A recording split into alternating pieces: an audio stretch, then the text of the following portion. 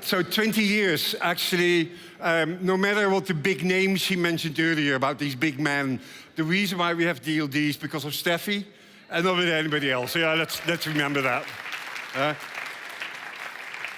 So 20 years of DLD, you know, it's quite something. Actually, there's another 20 this year. I've been the CTO of Amazon for 20 years. Yeah.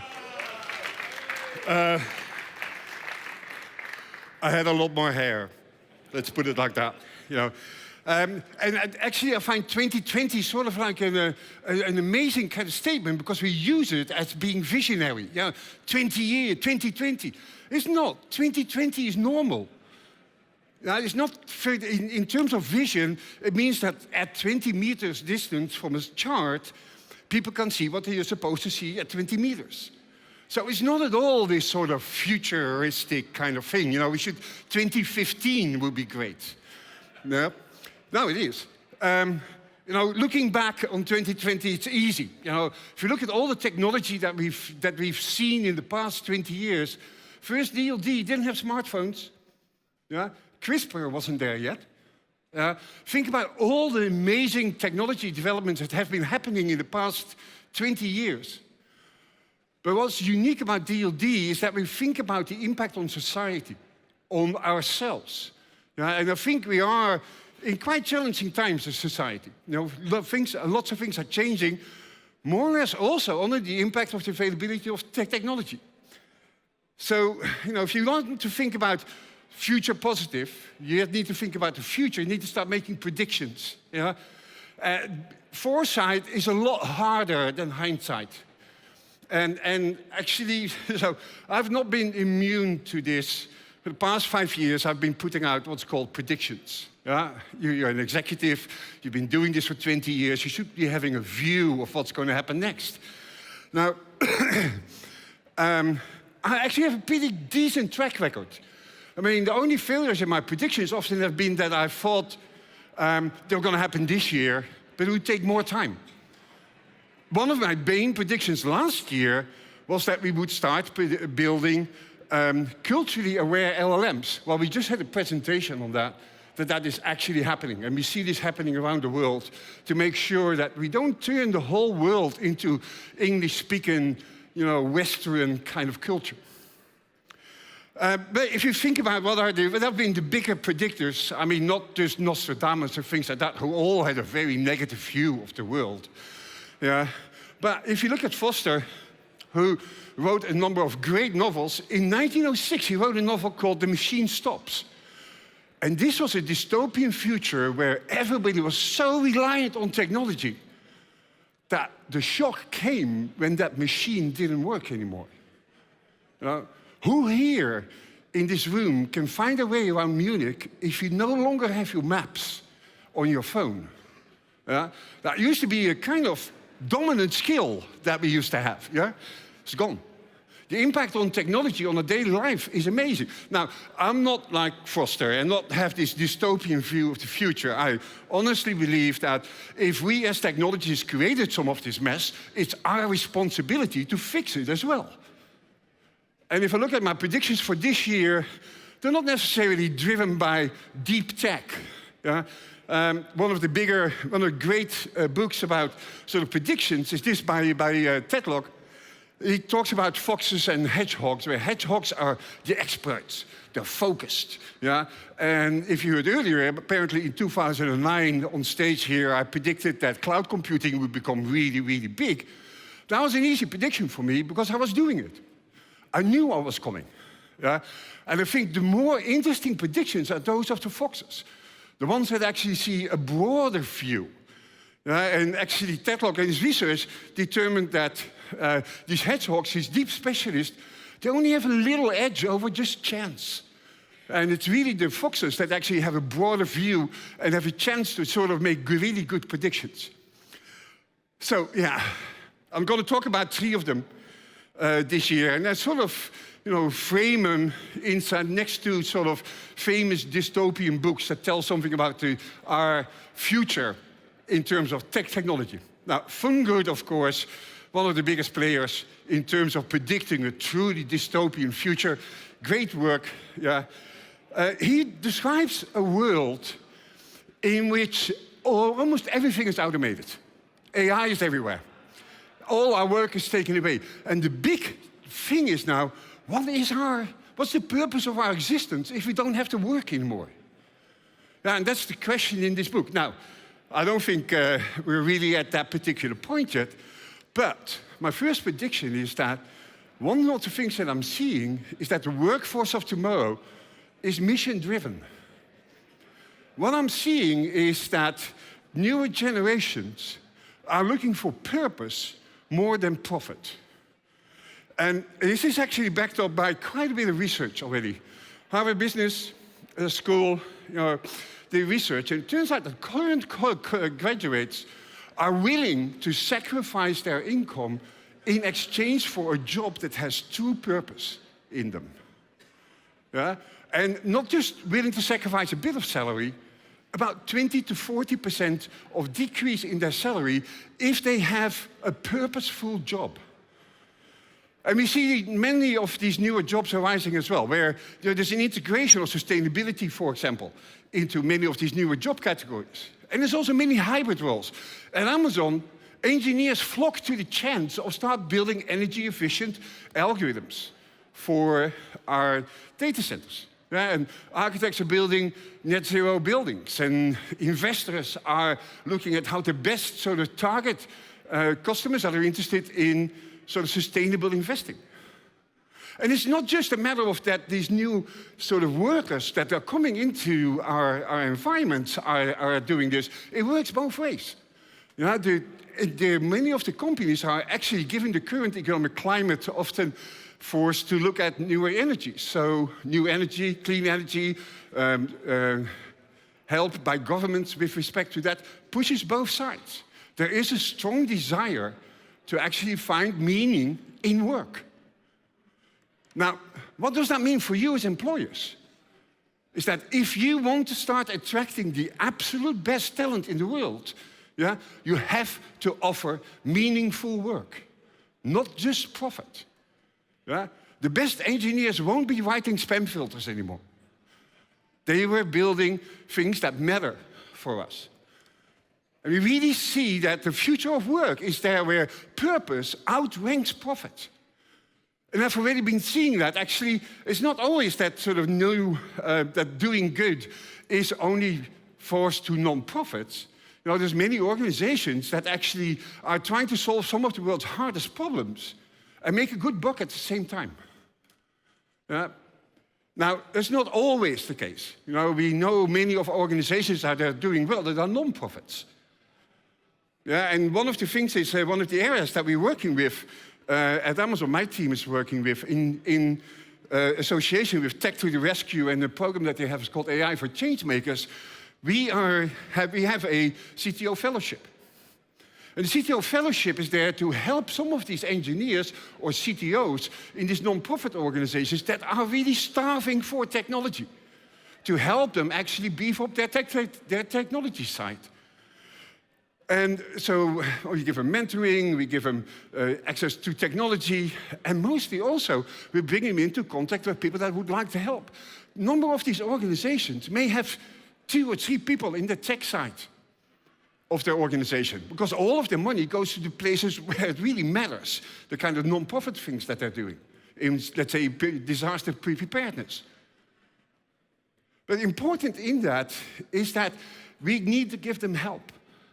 And one of the amazing things that happened at reInvent, which is the large Amazon AWS cloud computing conference with about 60,000 attendees in last December, is when I announced this fellowship there and asked for help from engineers in the room who would be willing to spend some time with these non-profit organizations, helping them move forward in terms of technology. The response is unbelievable.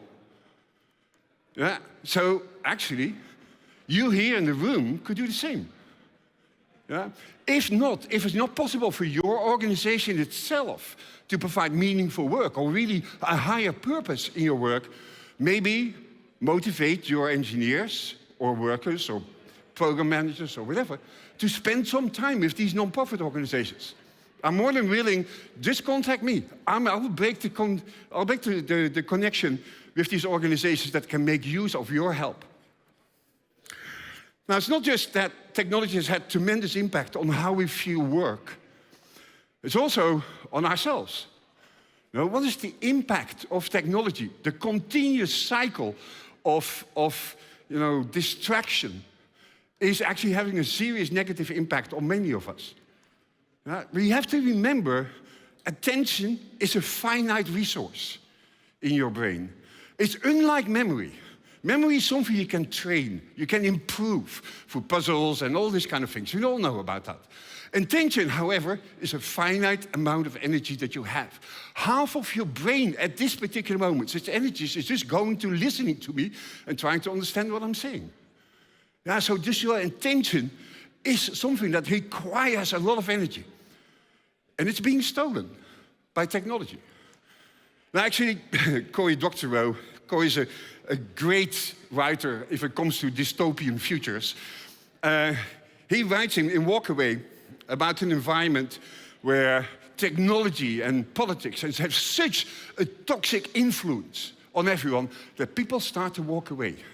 Literally, millions and millions of people walk away from society. Now, I don't think we're there yet. However, it does signal this notion that we are having enough of this sort of overwhelming barrage of interruptions in our life.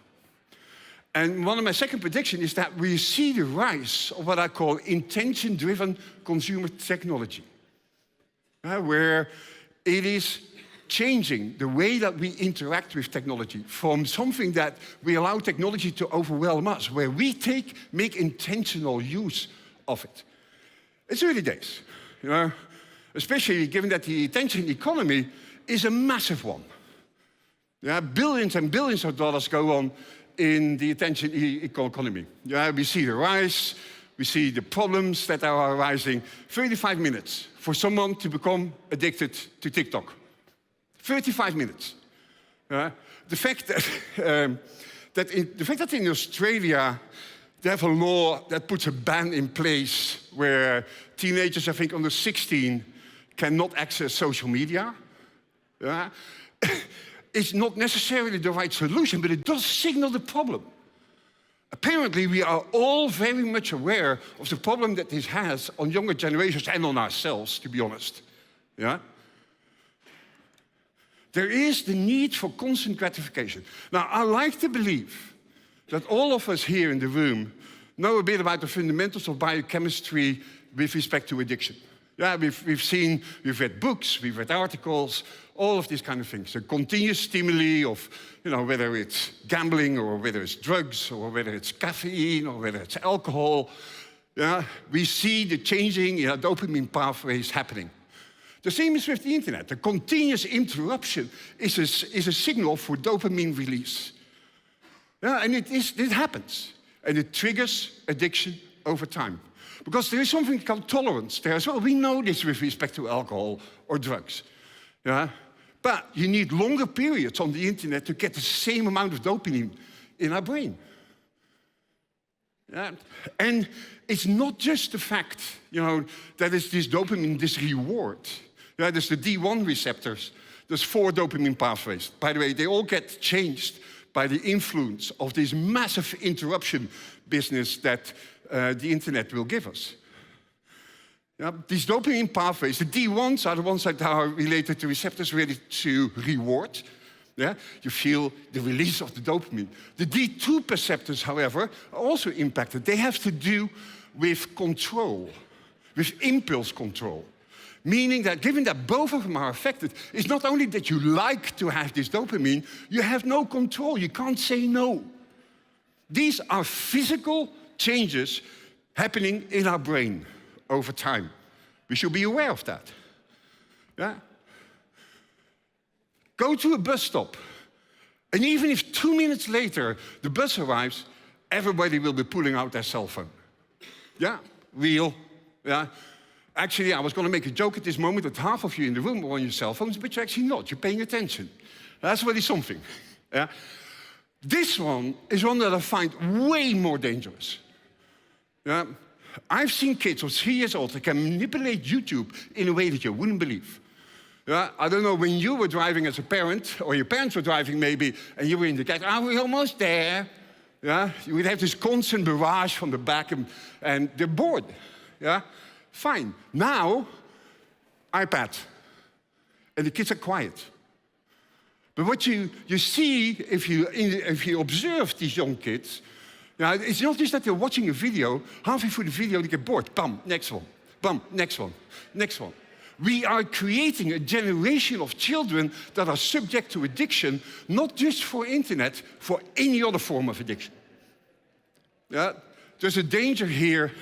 Now, I don't want to be too negative, but we need to be aware of this and actually take action on that. Yeah? There is a growing movement, early days, that is actually looking for intentional disconnect. Yeah, for example, there's the offline club that started in Amsterdam, and where people are just coming together for a period of time, for a day, a half day, or a weekend, or whatever, and not use any technology. It's not anti-technology. It is to make use of technology intentionally, which is the main difference. In Portland, there's this school where they've institutionalized the ban on cell phones. Before that, when kids still had their cell phones, lunch was dead quiet. All the kids were on their phones. Now, lunch is loud. Kids are having interaction, they're playing around, and all sorts of things. Depression is going down, bullying is going down. All these kind of things, the effects that it has is significant. Yeah? We need to think about where we need to augment attention to the systems that we're building, not just grabbing the attention of it. Now, we see already a whole range, actually, of hardware arriving. The DC-1 tablet is one that indeed is focused on intentional use. There is a app phone launcher called Niagara that will give you an intentional interface on your current smartphone. Yeah? E-ink phones are arriving, retro cameras, where you cannot immediately look at the image that you created, like the old film cameras. Yeah? So the thing here is that we need to be able to make high-quality decisions. We need to go back to a point. And we know this. We know that it requires mechanisms. We've been doing this for a long time. Who hasn't been in one of these meetings where something new gets proposed and someone does a PowerPoint presentation, like I'm doing. Yeah. Half of the room will be on their cell phone. The other ones in the room start complaining about slide number 2 because they don't have the whole picture yet. At Amazon, we realized this a long time ago. And we have this process called the 6-pager. Which means that if something serious needs to get discussed and you need to get high-quality decision-making, someone needs to write a 6-page document. The document gets printed, it's taken to the meeting. First 30 minutes of the meeting, everybody reads this in silence. After that 30 minutes, everybody's on the same page. Everybody has the same information. And you get to a very high-quality decision-making. You don't need the technology here. By the way, this whole process means that writing a document to have clarity in your mind is very, very hard. Yeah? But it brings out the best in you. You probably write this document, you put it in the drawer for a while, you pick it back up again, you give it to some of your colleagues to read before you actually present this to someone. During a PowerPoint presentation, by the way, you go to some GenAI website, you describe it, it creates the presentation for you. Yeah? The question there is, can we still be bored? Bored is normal. Yeah? You don't need your cell phone to battle being bored. Bored is a skill to have. Yeah? By the way, learning doesn't happen by watching something. Learning happens by engaging. Learning happens by focus. And that's what you need to achieve. You don't learn Chinese by just watching videos. You learn Chinese by engaging with Chinese speakers. Yeah? Now, just a challenge to you guys. Yeah? When there's a moment where you have nothing to do and you get bored, and you actually want to pull out your cell phone, maybe at the bus stop, don't. Just observe yourself for those 15 minutes. Just observe how your eagerness is to get that phone, to get some impact on you. Just observe yourself. Be a watcher on the hill of yourself. Just take 15 minutes a day to sort of inspect your relationship with technology. Yeah? There's actually, I'm Dutch, if you haven't figured that one out yet. There's a Dutch word called Nixon, which is basically doing nothing. But not even doing nothing and being really engaged with something else. I think about, no, just doing nothing.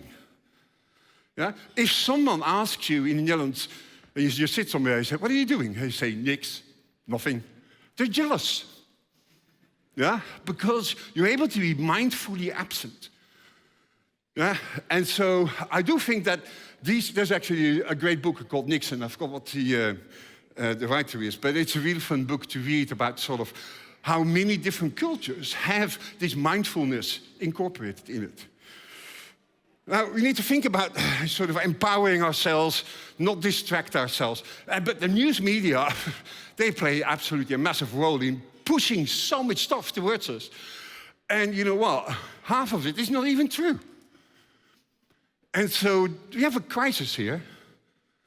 We have a crisis that we as technologists more or less sort of created, especially because the modern crisis has Gen AI writing extremely believable articles that are actually completely nonsense. Yeah? How can we figure it out, one or the other? And again, if it's a great dystopian book you want to read, I'm not really sure whether this one is dystopian.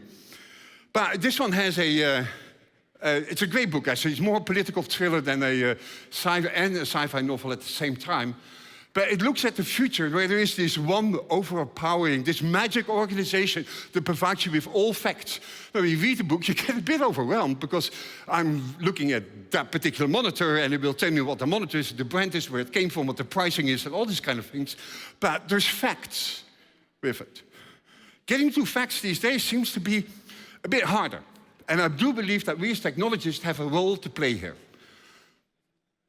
Yeah, we, the open source intelligence organizations, whether it's Bellingcat and ProPublica, or many of the media organizations, already have fact-checking organizations. We also see that fact-checking goes out of the door in a number of other organizations.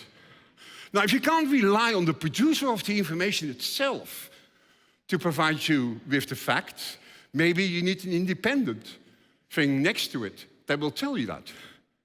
And whether that is just a browser extension that sits next to your news article that you're reading and gives you actually the facts. Or there's this young business in Denmark called Proam, who actually has these large language models trained on academic research.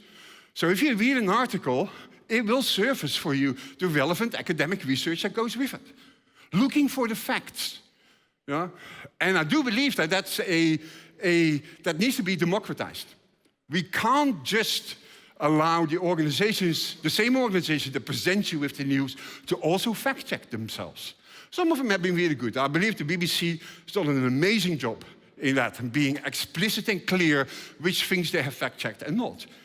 But we need to start developing the tools to help these organizations do it. Because if I look at Bellingcat, the tools they have are arcane compared to the kind of tools that we have in enterprises.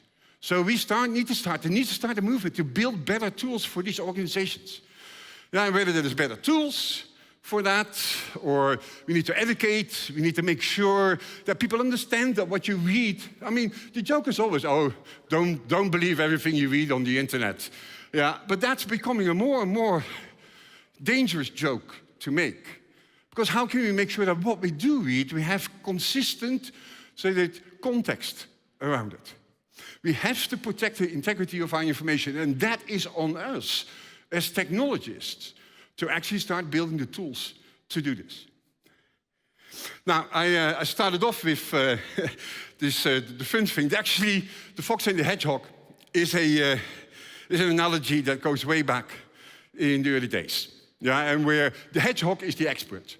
He has one thing, and he focuses on one thing, and he knows one thing really well, where the fox actually knows many things. And so if we think about technology, we shouldn't just think about the role of AI, the role of Gen AI. This is what Gen AI is going to do, make the wonderful future. No, we have to consider everything else that impacts on our society. Doesn't mean we have to hold technology. It means you have to develop more technologies than just the things that we're doing at this particular moment, by really understanding the role of technology in society. Okay, so there were 5 actually predictions in my predictions this year. If you take that QR code, it will take you to the other 5. Take all 5 and more details of all the 5, with all the research and things like that with it. There's 2 more, one about clean energy, and another one about the role of open data in disaster preparedness. Yeah? So at Amazon, we have this thing called leadership principles. Yeah? And in this context, I think this one's important. And it's not just for Amazon. I think this is a leadership principle that should be for all of us. Success and scale brings broad responsibility. We can't just be building LLMs and not battle the misuse of them at the same time. With that, thank you very much.